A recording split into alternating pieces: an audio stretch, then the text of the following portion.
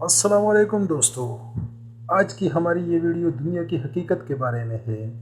میرے بھائیوں، جب ہم نے یہ بات جان لی کہ یہ دنیا انسان کی آزمائش کے لیے بنائی گئی ہے تو پھر ہمیں یہ بھی جاننا چاہیے کہ اس دنیا کی حقیقت کیا ہے، کیونکہ جب انسان کو کسی چیز کی حقیقت کا علم ہو جائے تو پھر وہ اس میں اتنی ہی دلچسپی رکھتا ہے جتنا اس کو اس میں فائدہ نظر آئے۔ تو آئیے رب کے قرآن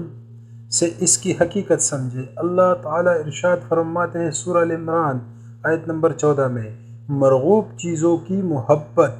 لوگوں کے لیے مزین کر دی گئی ہے، جیسے عورتیں اور بیٹے اور سونے اور چاندی کے جمع کیے ہوئے خزانے اور نشاندار گھوڑے اور چوپائے اور کیتی۔ یہ دنیا زندگی کا سامان ہے اور لوٹنے کا اچھا ٹھکانہ ہے، اللہ ہی کے پاس ہے۔ مطلب لوٹنے کا اچھا ٹھکانہ تو اللہ ہی کے پاس ہے۔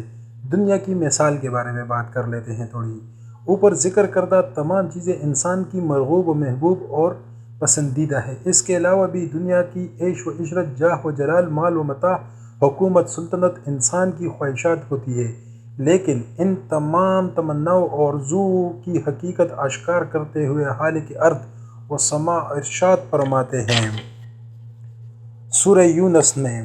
آیت نمبر 24 میں، دنیاوی زندگی حالت تو ایسی ہے جیسے ہم نے آسمان سے پانی برسایا، پھر اس سے زمین کے نباتات جن کو آدمی اور چوپائے کھاتے ہیں خوب گنجان ہو کر نکلی، یہاں تک کہ جب وہ زمین اپنی رونق کا پورا حصہ لے چکی ہے اور اس کی خوب آزمائش ہو گئی اور اس کے مالکوں نے سمجھ لیا کہ اب ہم اس پر بالکل قابض ہو چکے، تو دن میں یا رات میں اس پر ہماری طرف سے کوئی حکم عذاب آ پڑا، پھر ہم نے اس کو ایسا صاف کر دیا کہ گویا کل وہ موجود ہی نہ تھی۔ ہم اس طرح آیات کو صاف صاف بیان کرتے ہیں ایسے لوگوں کے لیے جو غور و فکر کرتے ہیں۔